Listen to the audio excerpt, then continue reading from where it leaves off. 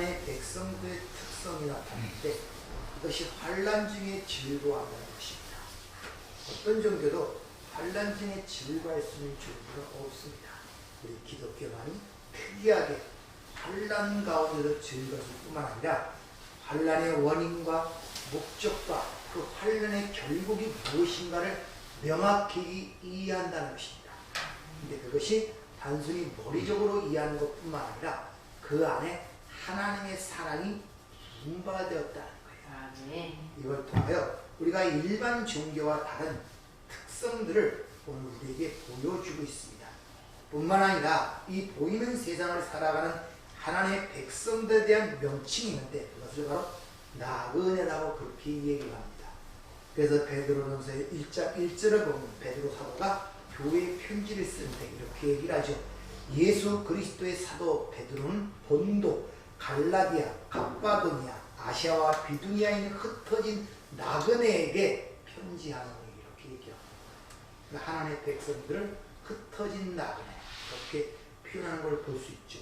이스라엘 백성들이 애굽에서 종살이하는 그 삶을 또한 사도행전 18장 17절에 보면 나그네로 있었다 이렇게 표현합니다. 그러니까 하나님의 백성들은 이 보이는 세상에서 나그네로 살아가고 외국인으로서 살아가고 있다는 거예요.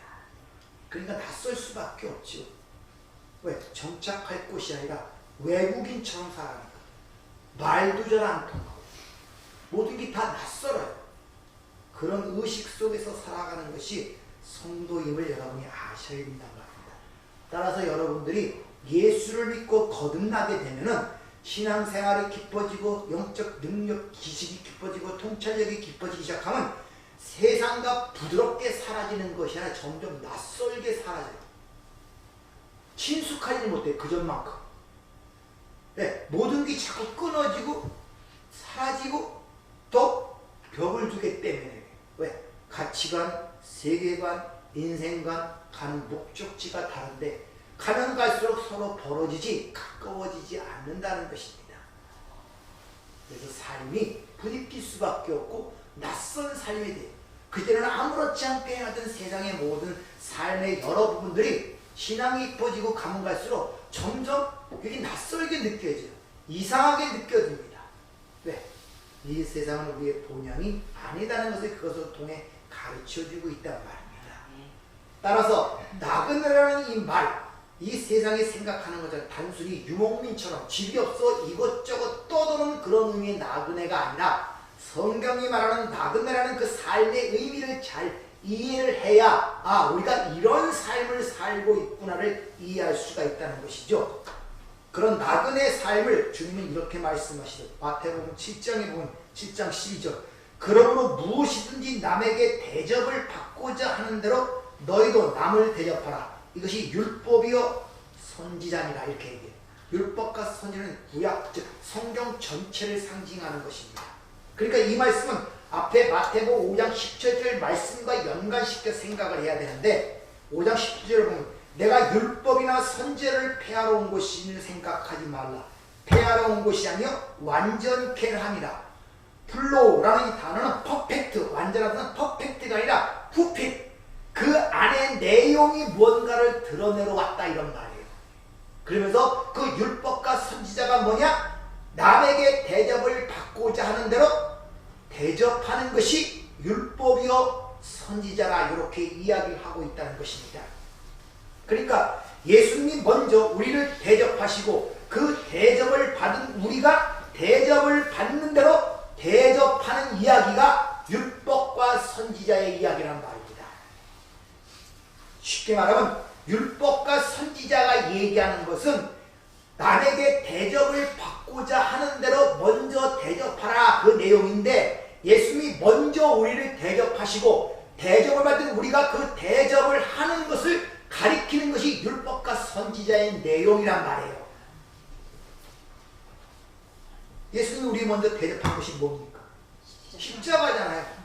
이같이 예수님이 십자가의 죽으심으로 우리를 먼저 대접을 했다는 것입니다. 그렇다면 그런 대접을 받은 우리가 예수님께 드릴 대접이 뭔가를 알아야 되잖아요. 그 대접이 무엇인가를 주님께서 십자가상에 달린 두 강도의 모습을 통하여 그 대적이 무엇인가를 우리에게 설명하고 있다는 것입니다. 즉 십자가가 섰는데 예수님도 강도 똑같이 발가벗겨 연약한 모습으로 그 십자가에 달려 있었다는 것이죠. 그러니까 세상적 관점으로 볼 때는 그 예수는 전혀 연약해서 도울 힘이 하나도 없는 상태였단 말입니다. 그 예수는. 그러니까 또 다른 강도는 네가 진짜 구세주라면 하나님의 아들이라면 거기서 내려와 봐. 그럼 내가 믿겠노라고 예수님을 조롱하는 모습이 또 거기 기록이 돼 있죠. 그렇게 눈으로 볼 때 연약하고 무력한 그 나그네를 진심으로 영접하는 자가 바로 십자가상의 한 강도였다는 것이죠. 그에게 믿음이 주어진 것입니다. 성령이 임했다는 것입니다. 즉 세상의 어떤 것으로 자기의 지금 현실을 도울 수 없는 그분이 바로 생명을 가진 분이었음을 성령을 통해서 그 당시에 알았던 거예요. 그리고 그분을 믿었단 말입니다. 즉 이분의 죽음은 내가 죽을 수밖에 없는 나를 생명을 주기 위해서 지금 그 연약한 모습으로 십자가에서 죽는다는 사실을 한 강도는 그 모습을 통하여 이분이 영원한 생명을 가진 그 주님이시구나를 알았단 말이에요. 그 당시에 바로 그 강도에게 성령이 임한 거예요. 하나님께서 은혜를 주셨단 말입니다. 그러니까 우리가 그 먼저 대접을 받은 그분이 우리에게 원하는 대접이 뭐냐? 바로 그 예수를 믿는 것이 우리가 그 대접을 하는 것이란 말입니다. 그것이 율법과 선지자의 이야기란 말입니다. 성경 전체의 얘기가 예수, 십자가에 달린 예수를 믿으란 말이에요. 그것이 율법과 선지자의 이야기인데 그것이 바로 대접받은 대로 대접하는 것이다 이렇게 이야기를 하고 있단 말입니다. 그러니까 내가 죽어야 할 죄인을 깨닫는 자가 아무런 도울 힘이 없는 십자가에 달린 그 예수를 찬송할 수가 있고, 그리고 내가 바로 그 선악과를 따먹고 뱀이 되어 뱀에 물려 죽는 자라는 사실을 아는 자가 노뱀으로 달린 그 예수를 바라볼 수 있단 말이에요. 내가 뱀에 물렸다는 사실을 알지 못하는데 어떻게 노뱀으로 달린 그 십자가에 달린 예수를 바라볼 수 있겠습니까? 내가 죄인임을 깨닫고 그 예수가 나의 죄 때문에 달렸다는 사실을 인식하지 못하는데 어떻게 그 예수를 찬송할 수가 있냔 말이에요. 따라서 영과 진리로 예배를 찾는 그 말씀은 이런 하나님의 진리를 알고 깨닫지 못하는 모든 예배는 거짓 예배란 말이에요. 가짜 예배고. 그래서 이 땅에서 하늘의 본향을 바라보는 땅의 장막 안에서 나그네의 삶을 살았던 아브라함의 이야기가, 그 나그네를 영접하는 이야기가 바로 창세기 18장에 기록이 되어 있는 것입니다. 자, 아브라함은 믿음의 조상이에요. 무슨 말이냐? 모든 믿는 자의 모형이란 말입니다. 그런 노선을 따라갈 것이고 그런 여정을 겪게 될 것임을 모델, 모형으로서 보여준 게 아브라함의 인생이고, 그게 첫 번째 이 땅에서 개인적 삶을 통하여 하나님이 보였기 때문에 그걸 믿음의 조상이라고 얘기하고 있단 말입니다. 그래서 창세기 15장에 보면 하나님께서 나타나서 일방적으로 은혜의 언약을 말씀하시죠. 즉 창세전에 하나님과 그 성자, 그 아들의 언약 관계 속에서 네가 복을 받게 되실 것이라는 것을 은혜의 언약을 가르쳐 주십니다. 근데 그 십자가의 쪼개심의 이야기가 거기 포함되어 있다고 말씀을 드렸죠. 그렇게 하나님의 은혜의 언약을 그에게 일러줬음에도 불구하고 16장에 보면 아브라함이 아직도 그 율법 아래 있음을 보여줍니다. 왜? 하갈을 취하여 이스마엘을 낳게 되죠. 그래서 갈라디아 4장 사도 바울이 그것이 바로 율법이다 라고 설명하고 있지 않습니까? 인간의 스스로 힘으로는 율법과 인본주의에서 벗어날 수 없음을 우리에게 가르쳐주고 있는 거예요. 그러자 17장에 보면 13년 만에 아브라함에게 나타나서 너는 내 앞에서 행하여 완전하라 이렇게 얘기해요. 근데 아브라함이 완전하게 행할 수 있습니까? 못한단 말이에요. 그래서 거기에 할례의 문제가 개입되는 거예요. 할례가 뭐라고요? 십자가의 죽으심을 예표하는 거 아닙니까? 세례. 그의 세례 이야기가 거기서 명예예요. 죽어야 된다는 것이죠.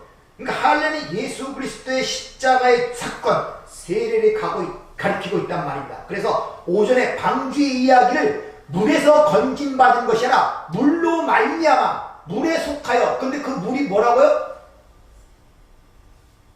예수님의 세례를 상징하는 거라고 베드로 사도가 얘기하죠. 벌써 다 잊으셨구나. 그 예수님의 세례를 받음으로 말미암아 구원받은 그 사건을 보여주는 것을 노아의 방주 사건이란 말이에요, 여러분들.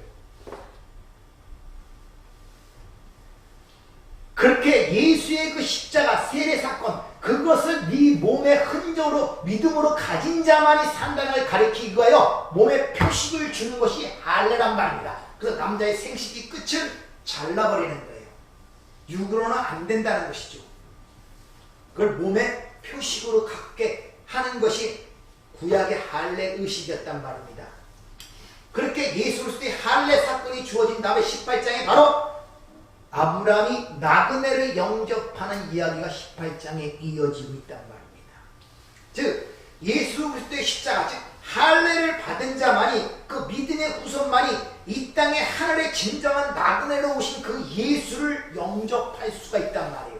그 예수를 이해하고 받아들일 수가 있단 말입니다. 그 이야기를 15장, 16장, 17장, 18절 차례대로 그 이야기를 통하여 그것을 우리에게 설명해 주고 있다는 것이죠. 근데 그 아브라함이 나그네를 영접하다가 그 나그네 중에 여호와가 계시죠. 하나님을 영접한 것입니다. 나그네인 우리를 구원하시기 위하여 나그네로 이 땅에 내려오신 예수 그리스도가 나그네로 십자가에서 죽으셨다는 것입니다. 그리고 우리에게 내가 먼저 너희를 그렇게 대접했으니, 십자가상, 내가 십자가 졌으니 나를 대접하라. 무슨 말입니까? 나를 믿고 나를 의지하라. 그것이 대접하라 이 소리예요. 그것이 성경 전체의 이야기다. 그것이 율법과 선지자다. 이렇게 주님이 말씀하시는 것입니다. 그런데 뒤에 보면 반대로 아브라함은 그렇게 나그네를 영접했는데 소돔과 고모라의 이야기가 19장에 나오죠. 근데 거기서 나그네를 어떻게 영접합니까? 거탈하려 그러죠. 성경의 이야기를 알아야 얘기를 해도 좀 이게 가지고 뭐가 나와. 성경에 그런 얘기가 있었나 이렇게 되면 뭐 19장에 보면 소돔과 고모라의 얘기가 나오지요. 거기 나그네, 내가 이 소돔과 고모라를 멸하러간다, 어떻게 알려간다 갔더니 그 소돔 땅에 있는 소돔과 고모라 사람들이 그 나그네를 낯선 사람을 자기들이 간음하려고 그러잖아요. 무슨 말입니까? 하나님 자신을 자신의 쾌락과 기쁨으로 사용하려는 걸 상징적으로 보여주는 거예요. 인본주의, 율법주의. 인간의 자존심을 지키고 가치를 챙기기 위하여 그것을 하나님을 그것을 위용하는 것. 이것이 소돔과 고모라가 나그네를 갖다가 자신의 쾌락과 기쁨으로 취하려는 그 모습 속에서 우리에게 보여주고 있는 것이란 말입니다. 단순히 인간적인 육적인 어떤 호모섹스, 레즈비언 그런 것들을 얘기하기 이전에 그 안에 담긴 내용은 이렇게 하나님이 너에게 왔는데 그걸 너희의 기쁨과 즐거움과 쾌락의 도구로 사용하는 그것은 멸망받을 일임을 보여주는 것이 소돔과 고모라의 이야기란 말입니다. 아브라함이 나그네를 영접한 사건과는 전혀 상반대의 결과를 보여주죠. 그러니까 지난주에도 말씀드린 것처럼 이렇게 인본주의적 율법주의적 예배는 하나님을 살해하는 것이라는 것을 여러분이 아셔야 된단 말이에요. 인본주의가 율법주의예요. 인간의 행위에 가치를 부여하고 그걸 거기에 상급을 부여하는 것. 권성진학, 인과응보, 다 이 세상의 모든 종교는 거기에 포함이 되어 있단 말이에요. 권성진학, 인과응보. 계시록 11장 8절에 이런 말씀이 있죠. 그들의 시체가 큰 성에 있으리니 그 성은 영적으로 하면 소돔이라 하고 또 애굽이라 하니 곧 그들의 주께서 십자가에 못 박힌 곳이라. 이렇게 얘기합니다. 성도가 바벨론 길가에서 죽는데 성경은 그곳을 소돔이라 하고 애굽이라고 한답니다. 근데 예수님이 십자가에 못 박힌 곳이래요. 예수님이 십자가에 못 박힌 곳이 어디입니까? 예루살렘 성전. 율법주의에 죽었잖아요. 그러니까 우리도 역시 이 세상의 율법주의와 인문주의에 의하여 죽임을 당한단 말이에요. 그러니까 여러분들이 올바로 알고 이야기를 하게 되면 세상으로부터 도를 받는다니까요. 그들로부터. 아니 확신하다니까요.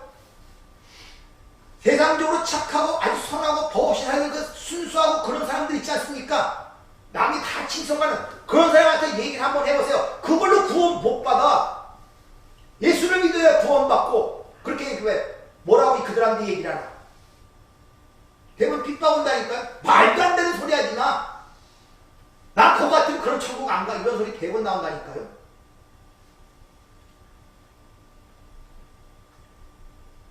이 나그네 대접에 대한 이야기가 예수님의 주님의 비유에서 아주 명확하게 설명됩니다.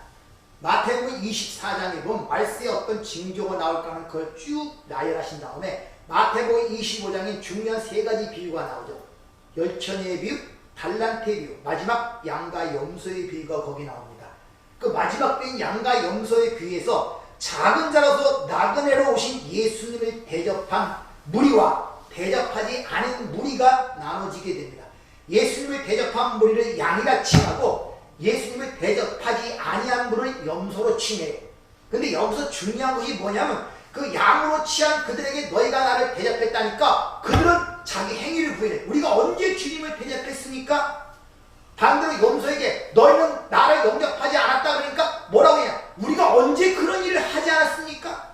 이렇게 반대 양상이 벌어지고 있죠. 그렇게 그들이 질문을 하자 그 이야기를 나그네가 대접하는 이야기로 주님이 끌고 가시는 모습이 거기서 기록이 되어 있단 말이에요. 즉 작은 자를 대접한 것이 곧 나를 대접한 것이다 이렇게 이야기를 하고 있단 말입니다.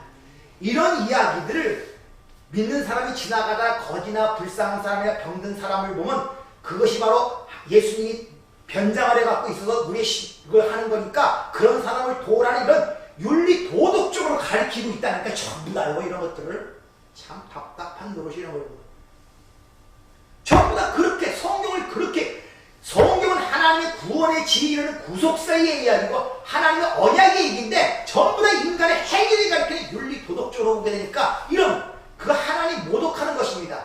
아니 하나님의 은혜로 우리가 죄인 됐을 때 원수 됐을 때 구원했는데 하나님의 성도와 자격이 있는지 없는지를 알기 위해서 하나님이 거지로 변장하여 병든 자로 변화하여 저놈이 그걸 하나 안 하나 욕을 해야겠냔 말이에요.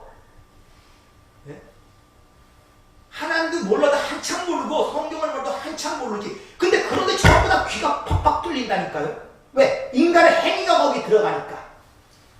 그런 사람도 간증도 많이 하고 댕겨요. 내가 뭐 지나가는 사람 옷을 보는데 거기에 예수님이었더라. 그래서 그 다음에 내가 축복을 많이 받아서 뭐 어쩌고저쩌고 했다. 전부 다 거기 솔깃해갖고 맞아.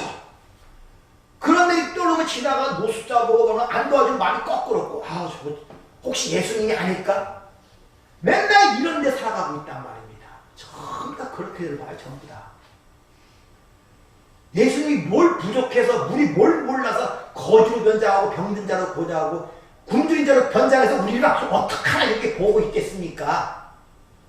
참 그들이 믿는 하나님이 어떤 하나님인지 참. 마태복음 25장 34절에 보면 주님이 이렇게 말씀하시죠. 그때 임금이 그 오른편에 있는 자들에게 이 양들에 대해서 얘기하는 것입니다. 내 아버지와 복받을 자들이여 나와 창세로부터 너희를 위하여 예비된 나라를 상속받으라. 내가 줄일 때 너희가 먹을 것을 주었고 목마를 때 마시게 하였고 나그네 되었을 때 영접하였고 헐벗을 때 옷을 입혔고 병들었을 때 돌보았고 옥에 갇을 때 와서 보았느니라. 말씀 그대로 이 문자적으로 보면 하나님의 구속사를 이해 못하면 전부 다 그걸로 봐요. 내가 병들었을 줬으니까 병든 자를 돌봐야 돼. 가난한 자를 주어야 돼. 옥에가 돼. 고쳐야 돼. 이렇게 받아들여야 이게 윤리도덕적으로 가리키는 거란 말입니다. 잘 보세요. 양은 하나님의 백성을 양은 그들은 이미 하나님이 창세전부터 그들을 예비한 나라라고 얘기를 해요. 그들이 이 땅에 어떤 행위를 행해야 그것이 된 것이 아니라 이미 그들을 위해 예비된 나라란 말입니다. 그러니까 이미 거기 들어갈 자들은 이미 예정이 되어 있는 거예요. 예정. 알겠습니까? 그러니까 예정이 되어 있단 말입니다. 그런 예정된 자들이 이 땅에서 그렇게 볼품없고 가치없고 맥없이 죽는 그 예수를 그 나그네를 영접하더라 이런 말이에요. 근데 주님이 내가 줄이고 목마르고 나그네 되었고 헐벗고 병들었고 옥에 갇혔을 때 너희가 나를 돌봤다 그래요. 잘 생각해 보세요. 복음서를 하나 주님이 이러죠. 나는 생명의 떡이니 줄인 자마다 네게 와서 떡을 먹으라 그러죠. 목마른 자에게 내게 생수를 마시라 그러죠. 내가 너희를 병든 자에게 병을 짊어졌다 그러죠. 결국 예수님이 내가 목마를 때, 병들었을 때, 옥에 갇혔을 때 이 전부 다 이것이 예수님의 겁니까? 누구 겁니까? 뭘 얘기하는 거예요? 우리 거를 얘기하는 거예요. 우리 거요. 예수님이 자신이 생명의 떡이고 자신이 생수라 그러는데 내가 너희의 병을 짊어졌다 그러는데 언제 예수님이 자신이 목마르고 굶주리고 그럴 때가 있었습니까? 그 우리 걸 얘기하고 있단 말이에요. 우리 거, 우리 거.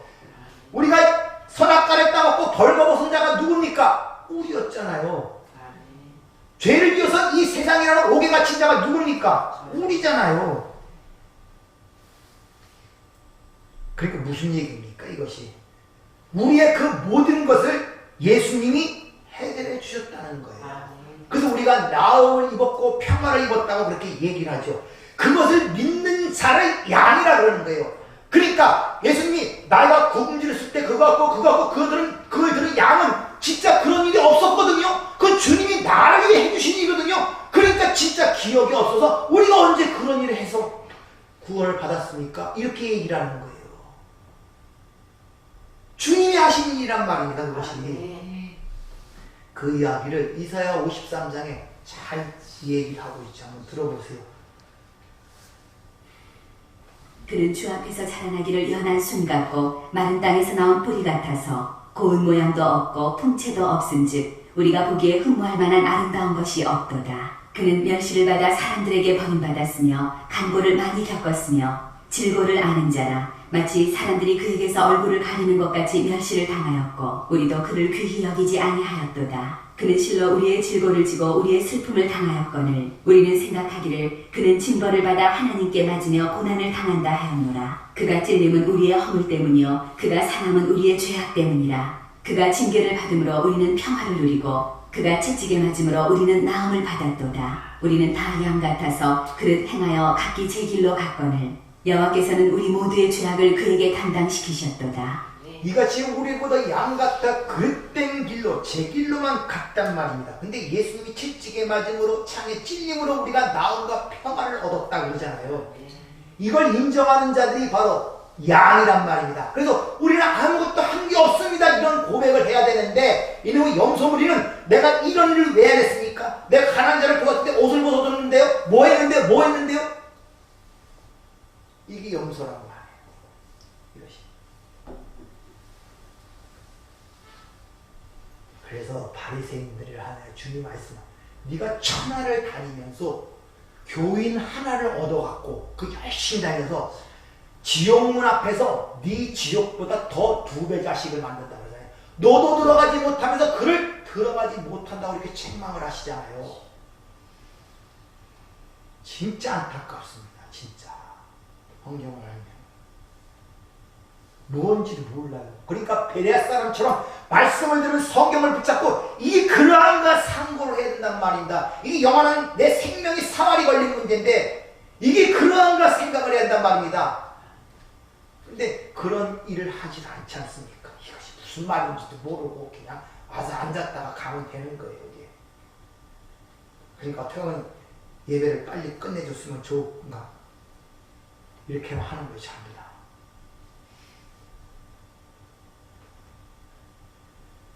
그 전부 다 트라우마가 있대. 트라우마.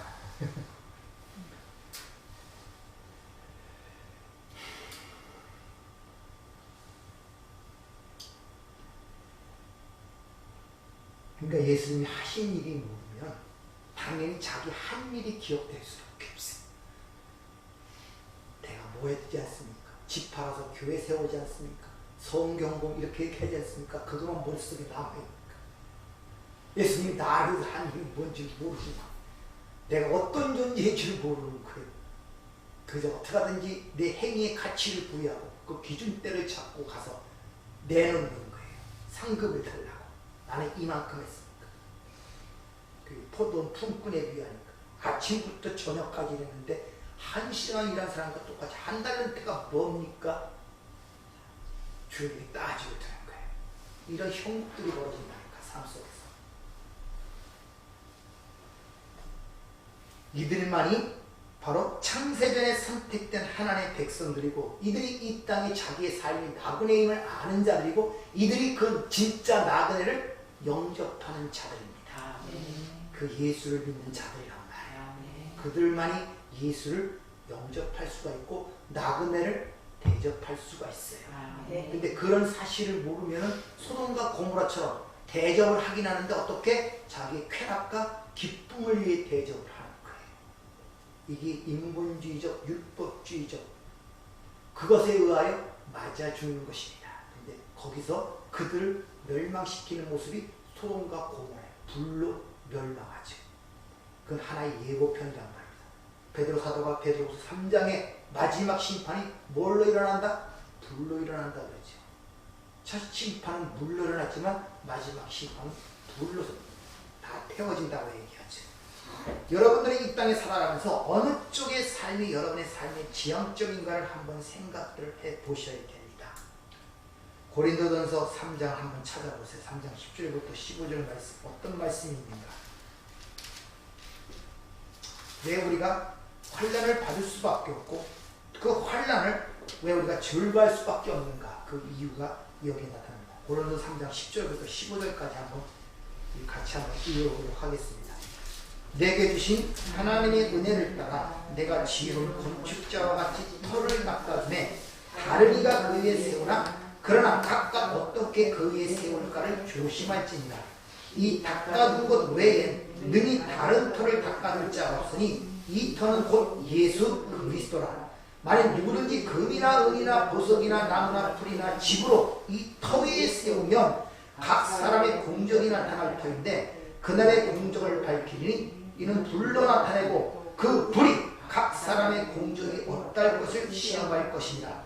만일 누구든지 그 위에 세운 공적이 그대로 있으면 상을 받고 누구든지 그 공적이 불타는 해를 받으리니 그러나 자신은 구원을 받되 불 가운데 받은 것 같으리라.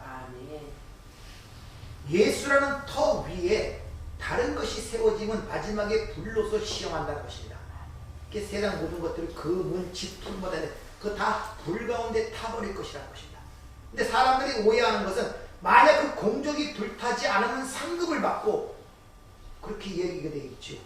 각 사람에는 세운 공적이 있으면 상을 받는다 이렇게 얘기해요. 그래갖고 상급을 받기 위해 아주 여러 가지 마침 이 땅에 교회 건물을 세우면 그게 상급받는 것이 성령의 불 앞에 태워지지 않은 이 땅의 것이 어디 있겠습니까? 뭐가 불에 안 태워질지 뭐 있겠냔 말이에요. 우리 육신도 불에 태워버리는데 누구든지 공적이 불타는 해를 받으니 한 다음에 그러나 자신은 구원을 받되 불 가운데 받은 것 같으리라. 무슨 말입니까? 이 구원을 받다니 소조라는 단어가 미래 수동태입니다. 미래 구원 받을 자들은 앞의 내용 그런 것 같이 신앙생활이 불 가운데를 통과하는 것 같을 것이다 이런 말이에요. 그러니까 모든 믿는 자는 다 불을 통과하게 돼 있어요. 왜? 오전에 말씀드렸죠? 예수만 남도록.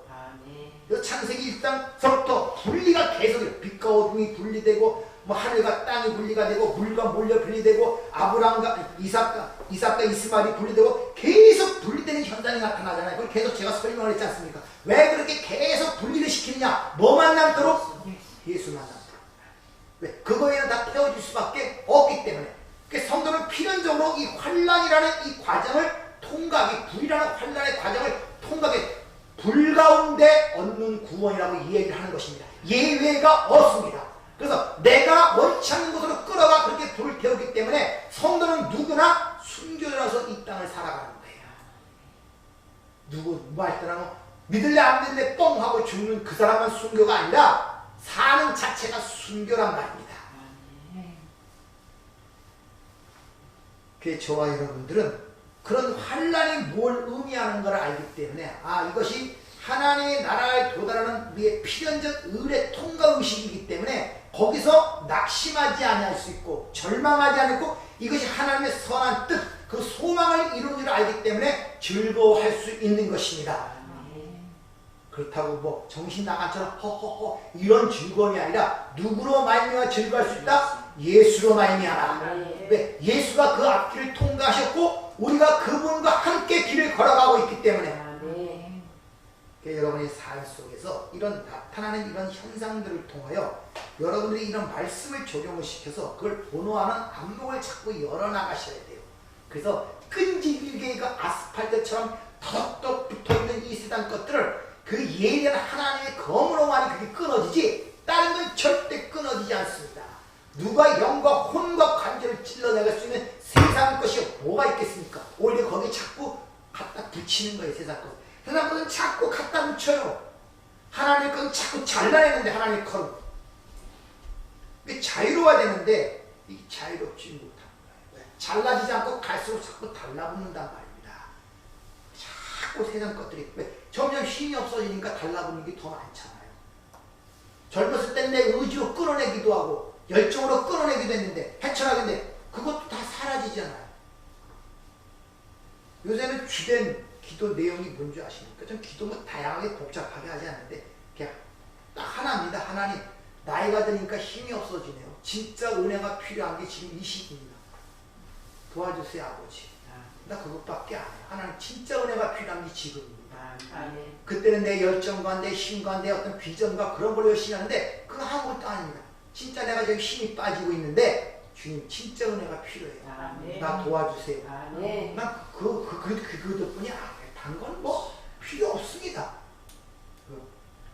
여러분들이 삶 속에 나타나는 모든 다양한 문제, 여러분이 고통스러워하고 힘들고 어려운 문제, 당연히 자녀로서 아버지께 구하고 도움을 받아야 돼요.